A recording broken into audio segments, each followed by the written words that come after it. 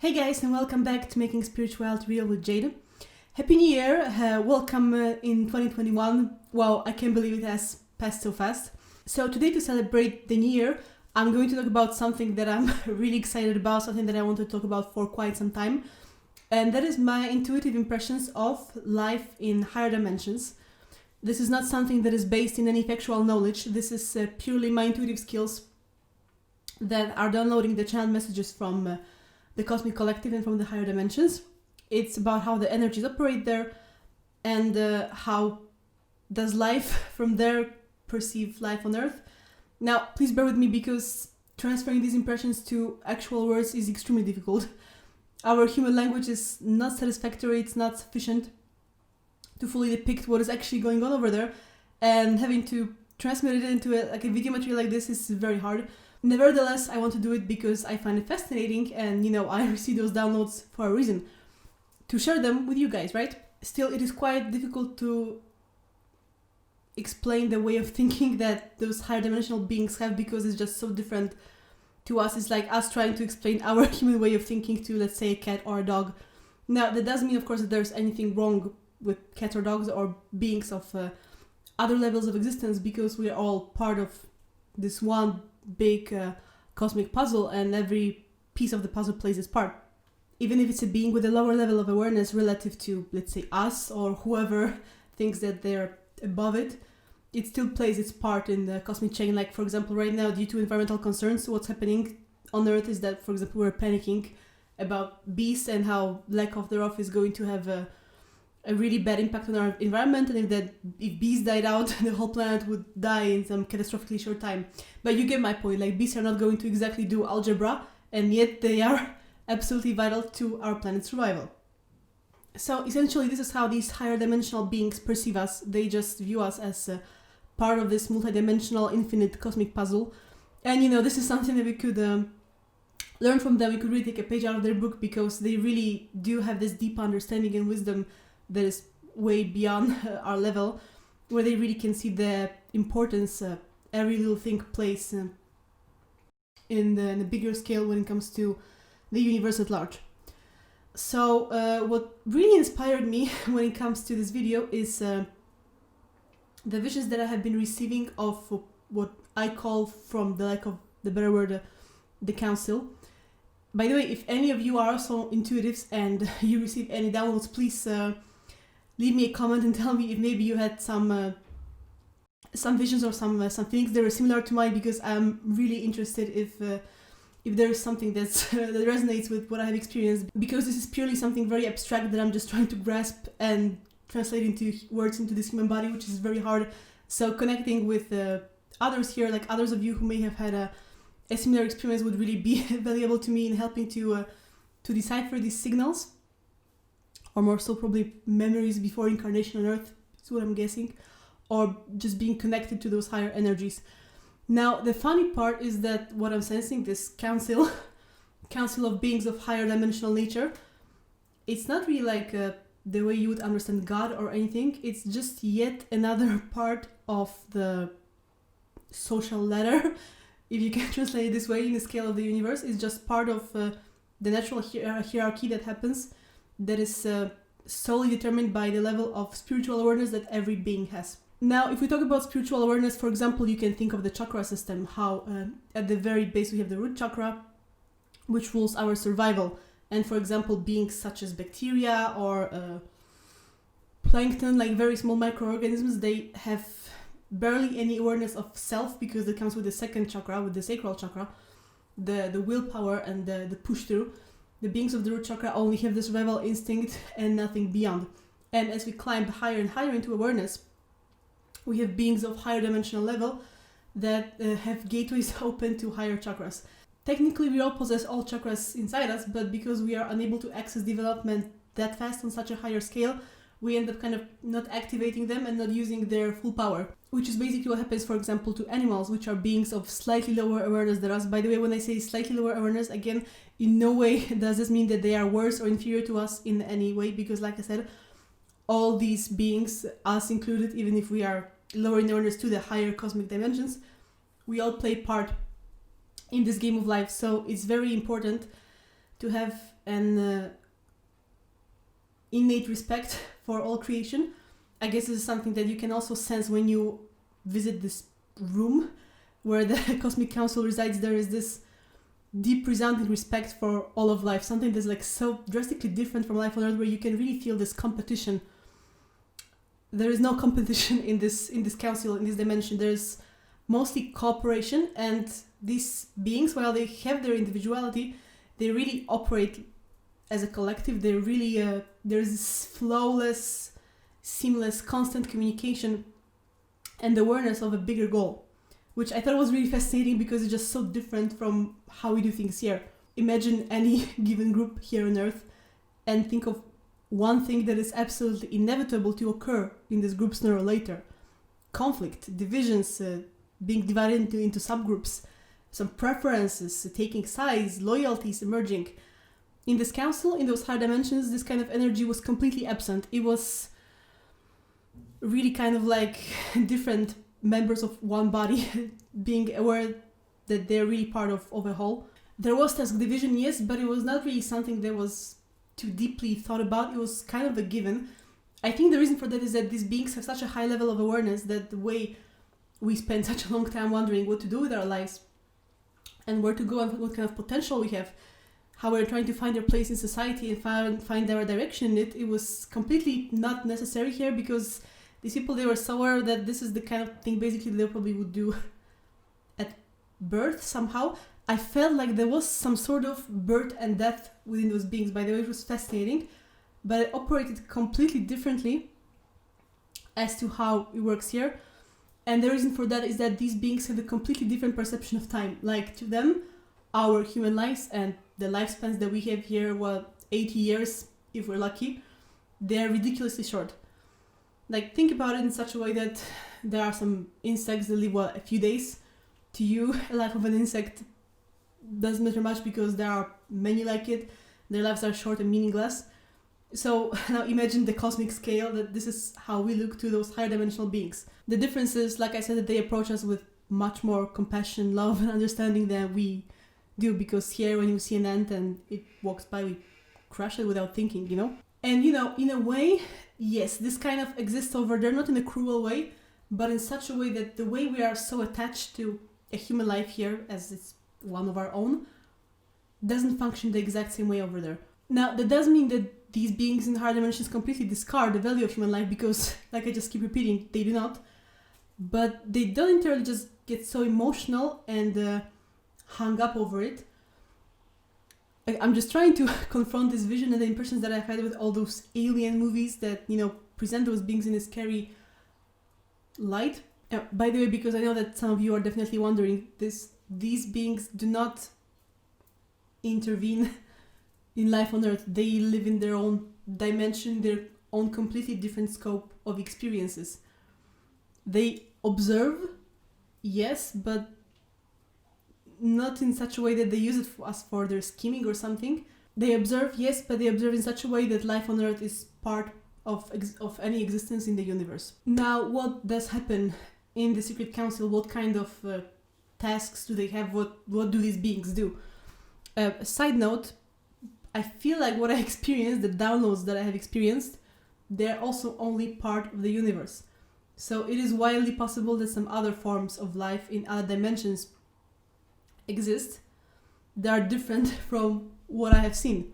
In fact, I would say, given what I have received as downloads on a spiritual level, makes it so that I'm pretty sure that it exists. The snippets of visions that I have had, they were not really very conclusive as to the details of, exact planets and geographical locations, because it was as if for just a split second I was inside the head of one of the beings that is part of the council, and I had a glimpse into their awareness, their view of the world.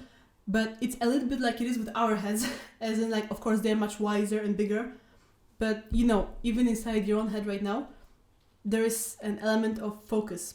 And so this being that I was channeling, I guess you can call it, it didn't have all the information that it has in its head available readily, like, a book that I can browse. There was just a flash of energy that passed.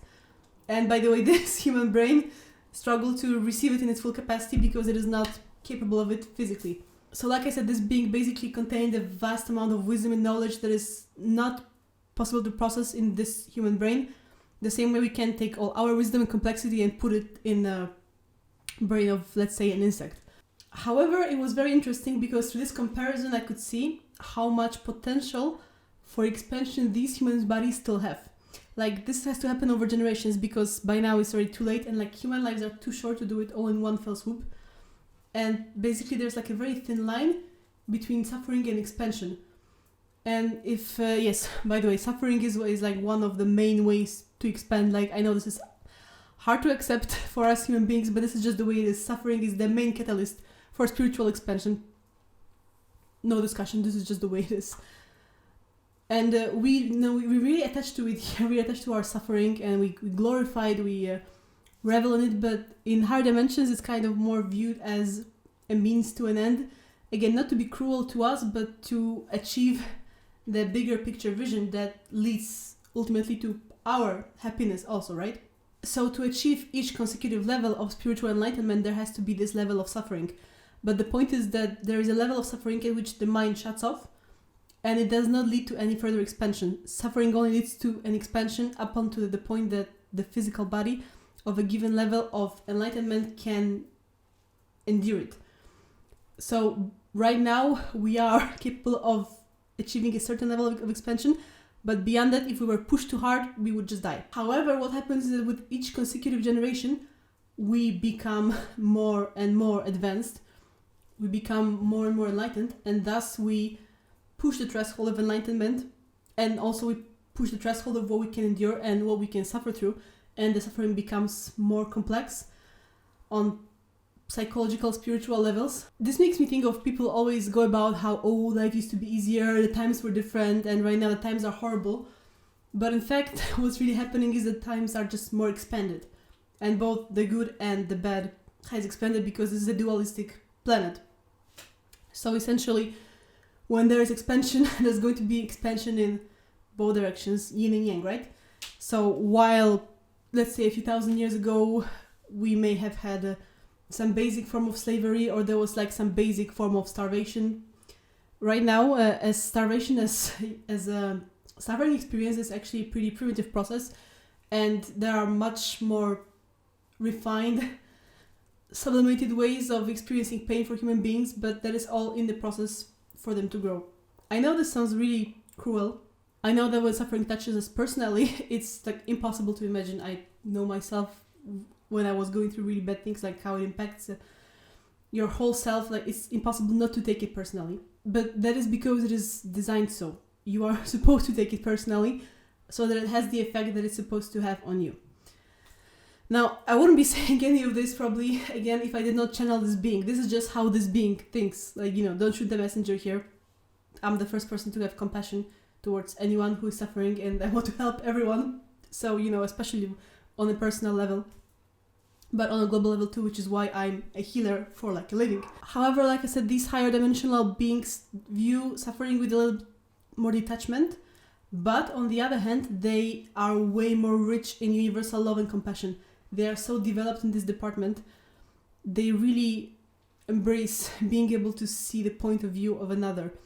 They really have this universal love, as in that they take another in as part of themselves, which is something we really struggle with here on this planet.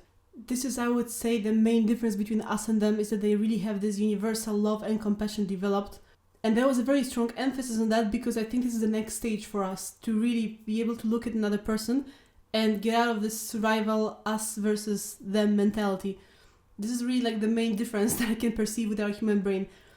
And it's funny because there are many of those of us who incarnate who naturally struggle with this kind of mentality. For example, I always did. I was never really very competitive in this typical Earth way. As in, yeah, sure, I want things for myself, but never at the expense of another. And you know what happens with people who have this kind of attitude on this Earth? They get destroyed, they get bullied, they get attacked even more. This kind of makes Earth so unevolved that not only do we not display this compassion towards each other that easily, but also we seek to eliminate those who actually have the right instincts. The other question that rises here naturally is the incarnation of our souls from higher dimensions, which is very funny because yes, it does happen, but it's not quite as simple. In this council room, what was happening is that a whole bunch of those beings were in those very specific transparent pods that had a purplish, pinkish light. The light was energetic, though it's not really the spectrum of color that we experience here on Earth is completely different. And these beings, they were in some sort of simulation, and the simulation was about having the human experience on Earth. Now, what does that mean? That means that since we are so much less evolved than them, they essentially just send a part of their consciousness, only a part of it, mind you, into this Earth, and the consciousness inhabits the body and makes the body develop in a specific way. So it's like the raw material from the parents kind of just comes here from Earth organically, like a vessel. So let's say that a woman is pregnant and she gives birth to a child. She's the vessel, her womb is the vessel. But then the child that is born is the vessel inside the vessel itself, the vessel for the soul. Now, mind you, this is not that simple because not all souls come from the same council. They have a different purpose. Agenda this sounds too selfish. They have a different purpose. They have a different background also. And what happens in higher dimensions is kind of like playing a computer game a little bit. The experience is like playing a computer game, in such a way that these beings, they invest a big part of their consciousness into projecting their life on Earth, but there is a part of them that stays in the place where the council is, that knows that this is just a game. Now again, to fully understand this, you need to put this in the perspective of time. So for example, let's say that you buy a new computer game, maybe even like a virtual 3D game that you really like, and you spend like the whole day playing it. So to you it's not a big deal because you just spend the whole day playing it, but you have 364 more days in a year and you have many years to live. So this is kind of the way it is for them. Like to them, the 8 years, let's say, we spend on Earth, it's like one day to us. That they spend playing the simulation, it's like a task that has, of course, in its purpose, as always, the highest being of the universe.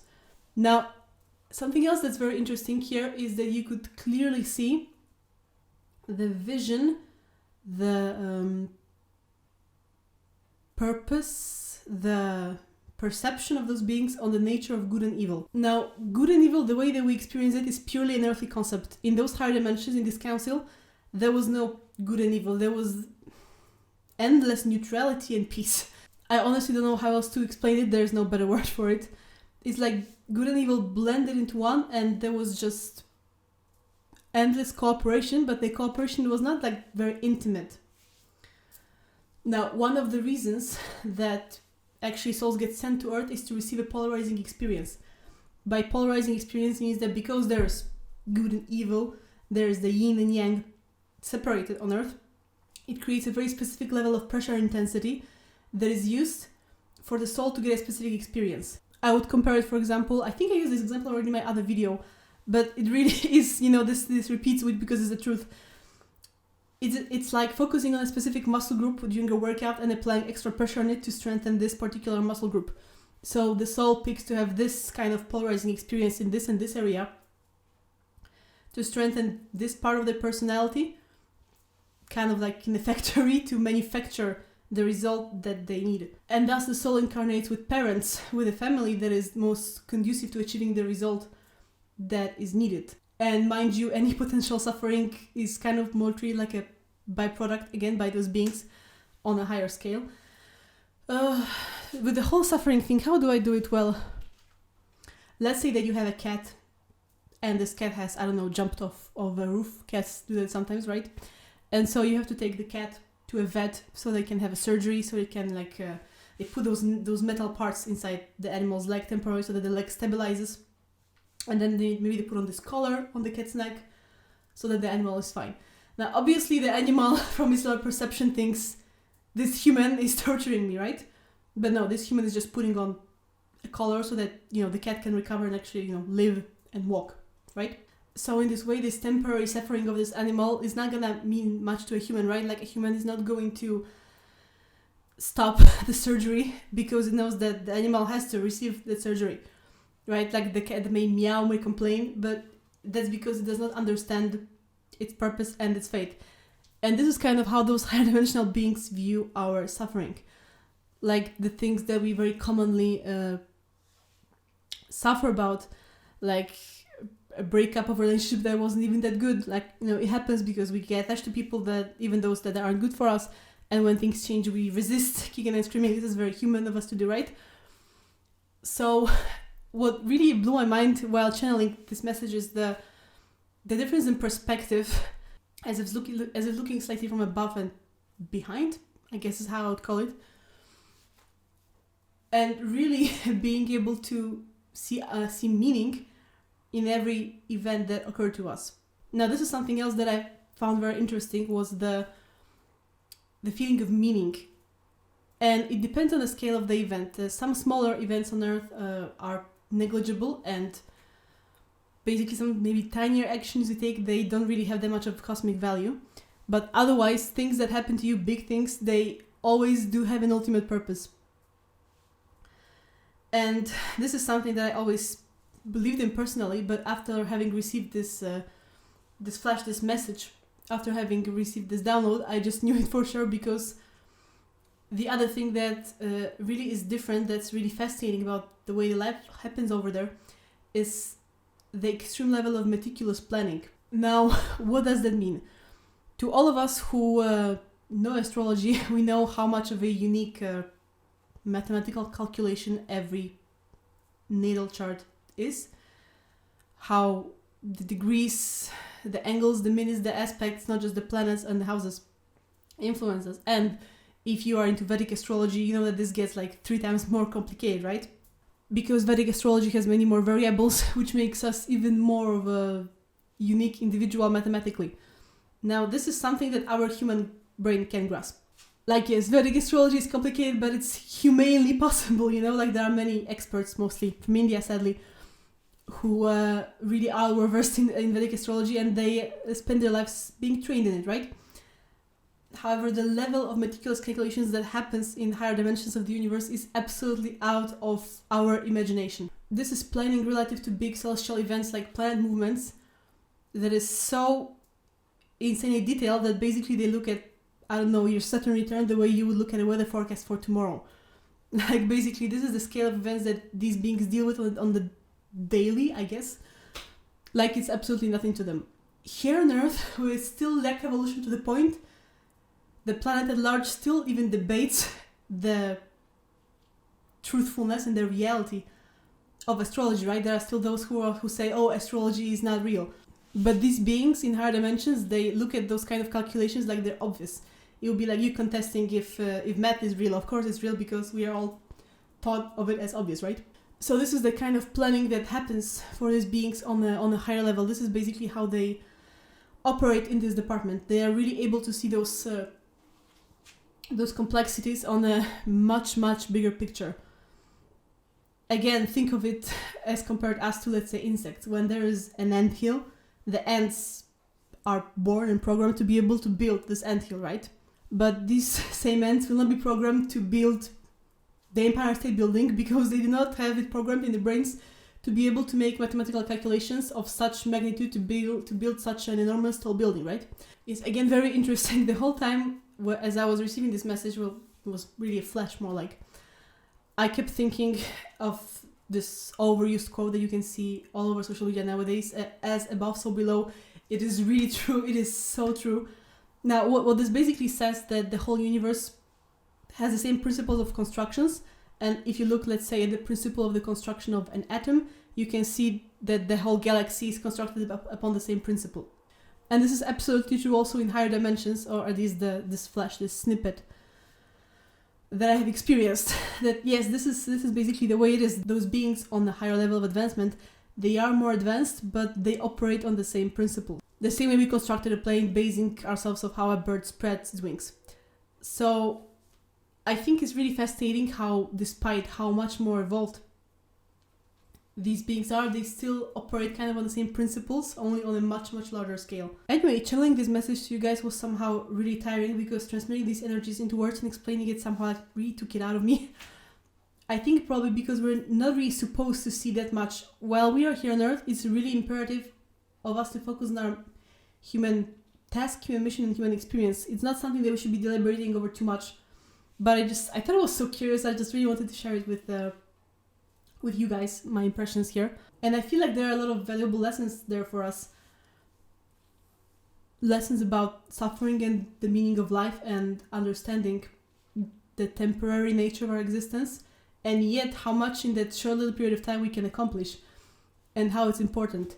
Again, think of it as you're going to the gym, right? You're going there only for an hour, but if you don't train during this hour that you have like paid for the class, you will not be able to repeat this hour. It will never come back to you if you don't do your best during the given workout time, right? So it's kind of really the same here, you know. Somehow this message was really motivating even more to do the best I can with this human life. And I guess this is what I also want you guys to take out from this experience. I want you to treat this message as an encouragement to understand that your life has meaning, even if you're miserable, even if you're not feeling very good right now, this life still has a meaning. And honestly, maybe something smaller, maybe you're just incarnated here to experience a whole set of emotional circumstances, some of which are not always pleasurable. But it's really important.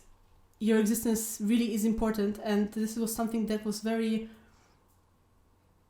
strong as this message came to me. This was something that came through very strong for me, how the existence of every person is so vital, and how it's really important to respect the existence of everything we encounter in front of us. I think this is a very interesting message to be coming into the age of Aquarius in, right? Very Aquarian, very focused on the collective, very humanitarian. And I really hope that this visit from higher dimensional energies that I could offer you through this video gives you some hope into your life, even if you're currently suffering, that your suffering is temporary, that it's not eternal, that it leads somewhere, even if you can't see where. And on a personal level, you know, you might think that I say this because you know, maybe I'm in a privileged position or something, but the truth is that the whole reason why I was able to access such higher dimensional energies was that I experienced enough suffering to reach this level of enlightenment, right? This did not come for free. However, I don't really encourage you to specifically seek out this kind of experience if it doesn't come to you by itself. Because, like I said, you have to stay focused on this human mission and you should not really get too distracted. I'm only really sharing this because it happens spontaneously by itself. Something that I'm wondering about is, does this mean that, you know, I am in a pod in this council, like projecting into this life right now, which is why I just saw myself? Or like a bigger part of myself, because there's only a small part of myself projected here on Earth, right? I don't know, because the vision that I had wasn't very focused on me, it was focused more on the energies that happened in this council in general. And also the purple pinkish color and the darkness, not really the word, it was kind of a black/indigo color, but you could perfectly see in it somehow. It's hard to imagine black that you can perfectly see through, but this is kind of what was happening. It was a black that was... It was possible to see in the darkness. I don't know how else to explain it. In any case, I hope that you enjoyed this video, guys. Please leave this video a thumbs up or a comment if you have similar experiences to share. And please subscribe to my channel for my content, which definitely will keep coming also in the new year. And I also offer private tarot readings and private astrology readings. And you can find links to my other playlists, my other videos, and to my Etsy shop down below. So all the best to you guys in the new year. Happy 2021. See you. Bye.